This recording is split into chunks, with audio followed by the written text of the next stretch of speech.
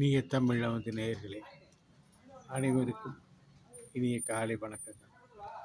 இன்றைய தலைப்பு, ஒரு குடும்பத்திலே தலைமகனாகவோ தலைமகளாகவோ பிறந்துவிட்டால் அந்த மூத்த மகளுக்கோ மகனுக்கோ இருக்கின்ற கடமைகளும் அதை நிறைவேற்றுகிற ஏற்படுகிற சங்கடங்களும் சொல்ல முடியாதவை. அதாவது புராண காலம் தொட்டு இந்த பங்காளி சண்டைகள் என்பது பிரசித்தம். அந்த முறையிலே நிறைய குடும்பங்களிலே மூத்த பெண்ணாக இருந்தாலும் மூத்த மகனாக இருந்தாலும் பின்னால் இருக்கிற குழந்தைகளுக்கு சகோதர சகோதரிகளுக்கு அவர்கள் செய்ய வேண்டிய கடமைகளை எல்லாம் பார்த்தா அவருடைய வாழ்க்கையை எண்ணி பார்க்க முடியாது. எத்தனையோ குடும்பங்களில் இப்போ பார்த்துருக்கிறோம். அதாவது 4 பெண்கள் ஒரு பையன் இருப்பார்கள், அல்லது 2 பையன் 2 பெண்கள் இருப்பார்கள். எப்படி இருந்தாலும் மூத்த மகனுக்கு இருக்கக்கூடிய சங்கடங்களும் கடமைகளும் அநேகம். இதை நல்ல முறையில் கொண்டு செலுத்த முடியாத குடும்பங்களிலே பல தடுமாற்றங்கள் இருக்கிறது. அவர்களிலே மூத்தவர்கள் எல்லாம் அவருடைய தந்தையர்கள் அல்லது பாட்டன்மார்கள் எல்லாம் சொத்துக்களை வைத்து செல்லாவிட்டால், அந்த இடத்துல சொத்துக்கள் இல்லாவிட்டால் பிரச்சனையே இல்லை. எப்படியே கையூன்றி கரணம் போட வேண்டியதான். ஆனால் சொத்து மட்டும் இருந்து விட்டால், அதிலும் 2 தாரம் இருந்து விட்டால் அவ்வளவுதான். திருபன் கதையைப் போல அங்கே பல பிரச்சனைகள் ஏற்படும். அதற்கு பல பேர் பஞ்சாயத்து செய்வார்கள். இவ்வாறு செய்கின்ற நேரத்தில் ஏற்படுகின்ற அந்த சஞ்சலம் பெருசு. ஒரு குடும்பத்தில் பார்த்தோமேயானால், மூத்தவள் பெண்ணாளாக இருந்தால் பின்னாலே இருக்கிற சகோதரர்களுக்கும் சகோதரிக்கும் படிக்க வைப்பது, திருமணம் செய்து வைப்பது என்பதிலேயே அவருடைய காலங்கள் ஓடிவிடும். அவர்களுக்கென்று சுயநலமாக சிந்தித்து எதையும் செய்ய முடியாத சூழ்நிலையும் உண்டாகும். பல குடும்பங்களிலே மூத்த மகனோ திருமணம் செய்யாமல் இருக்கக்கூடிய சூழ்நிலை கூட ஏற்படுவது உண்டு. அப்படி மெழுகுவர்த்தியாக தங்களை தாங்களே கரைத்து கொண்டிருக்கிற அந்த தியாகிகளாக மூத்த மகனும் மூத்த மகளும் இருப்பார். ஆனால் ஒரு சில குடும்பங்களை பார்த்தோம்னால் எதை பற்றியும் கவலைப்படாமல் மூத்த மகனும் மூத்த மகளும் திருமணம் செய்து கொண்டு போய்விடுவார்கள். அதுக்கு பின்னாலே இருக்கிற அந்த சகோதர சகோதரிகள் படுகின்ற கஷ்டம் சொல்லி மாளாது. இப்படியும் இருந்திருக்கிறது. மனிதர்கள் இத்தனை நிறமங்களா என்று சொல்லிக்கொள்வது போல அதில் பல வகையானவர்கள் இருப்பார்கள். ஆனால் எனக்கு தெரிந்தவரை பார்த்தோமேனால் மூத்த மகனும் மூத்த சகோதரிய தியாகிகளாகத்தான் இருப்பார்கள். அவர்கள் பின்னாலே இருக்கிற அந்த சகோதரிக்கோ தாய்க்கோ தந்தைக்கோ செய்கிற அந்த கடப்பாடுகளை எல்லாம் செய்து முடித்து அவர்களுடைய பாகு வருகின்ற பொழுது அவர்களுடைய அந்த வயதெல்லாம் தாண்டி போய்விடும். இப்படி எண்ணற்றவர்களை நாம் பார்க்க நேரிடுகிறது. அவர்கள் சுயநலவாதிகளாக இருந்திருந்தால் பின்னால் இருக்கக்கூடிய சகோதரர்களுக்கோ சகோதரிக்கோ அந்த ஒரு கல்வியோ அல்லது திருமணமோ நடந்திருக்காது.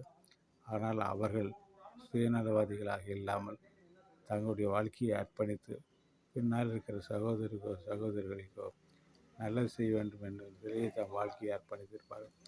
ஒரு சிலர் கடைசி காலத்திலே கூட, வயதான காலத்திலே கூட திருமணம் செய்து கொண்டு அவர்களுக்கு பிறக்கின்ற குழந்தை வளர்ப்பதற்கு மிகவும் கஷ்டப்படுவார். ஏனென்றால் அதற்கு முன்னாலே அவர் ரிட்டையர்ட் ஆகியிருப்பார்கள். அதற்கு பின்னாலே வருமானம் இருக்காது. இவற்றையெல்லாம் கொண்டு செலுத்துவதற்கான ஆதரவும் பின்னாலே இவர்கள் உருவாக்கி அந்த சகோதரிகளோ அதை செய்ய மாட்டார்கள். அவருக்கென எப்படியோ சமாளிப்பார் என்று அந்த ஒரு வார்த்தையை போட்டுவிட்டு அவர்கள் வாழ்க்கையை போய்விடுவார்கள். எனக்கு தெரிந்து ஒரு குடும்பத்தில் கொஞ்சம் சொத்து இருந்தது. இதில் என்ன செய்தார்கள் என்றால், அந்த முதல் மனைவியும் 2வது மனைவியும் சிவில் கோர்ட்டுக்கு போனார்கள். சிவில் கோர்ட்டில் போய் அங்கே கேஸ் போடும்போது அந்த ஒரு தாத்தா அவர்கள் வக்கீலாக இருந்தார், மகன் வக்கீலாக இருந்தால், பேரன் வக்கீலாக இருக்கிற பொழுது தான் தீர்ப்பு வந்தது. அந்த தீர்ப்பு வரும்போது சொத்தே போய்விட்டது. சொத்து இருந்தால் தானே அவர்கள் பிரித்து கொள்ள முடியும். அந்த வெறும் வக்கீலுக்கு கொடுத்தே போய்விட்டது. இதைத்தான் சொல்லுவார்கள், வக்கீலுடைய வீடுகளெல்லாம் அவர்களுடைய அந்த கிளையண்ட் உடைய முதுகுத்தூளிலே கட்டப்பட்டிருக்கிறது என்று சொல்வார்கள். அந்த மாதிரி நிறைய பேர் தங்களுடைய சொத்துக்களை எல்லாம் வெறும் வக்கீல்களிடம் கோர்ட்டுகளிடம் செலவழிப்பார்கள். ஒரு சில குடும்பத்தில் நான் பார்த்திருக்கிறேன். முதல் தலைமுறையில் இருக்கக்கூடிய அந்த அவர்கள் என்ன செய்வார்கள் என்றால் அடுத்த தலைமுறையில் இருப்பவர்களுக்கு கொடுக்க மாட்டார்கள்.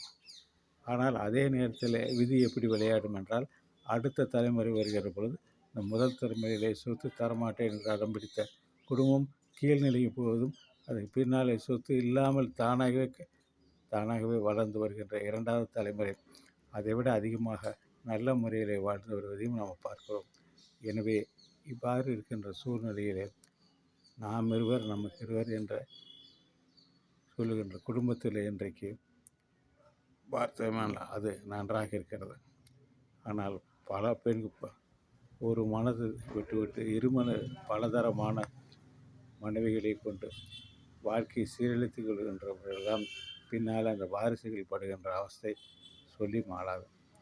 இந்த சூழ்நிலையிலே நாம் என்ன செய்ய வேண்டும் என்று சொன்னால் மூத்த ஒரு பெண்ணோ அல்லது ஆணோ அந்த சமயத்தில் அதை பார்த்து கொண்டிருக்கிற காலத்தில் தாங்களே எல்லாம் ஒரே ரத்தத்தை சேர்ந்தவர்கள் என்ற அளவிலே தங்களுக்கு இருக்கிற அந்த பேதங்களை எல்லாம் மறந்து அந்த ஒரு ரியலிஸ்டிக்காக அவர்கள் தங்களுக்குள்ளாக ஒரு நல்ல ஒரு கருத்து ஒற்றுமையை ஏற்படுத்தி கொண்டிருப்பார்கள். ஆனால் அதை விட சிறந்த காரியம் எதுவும் இல்லை.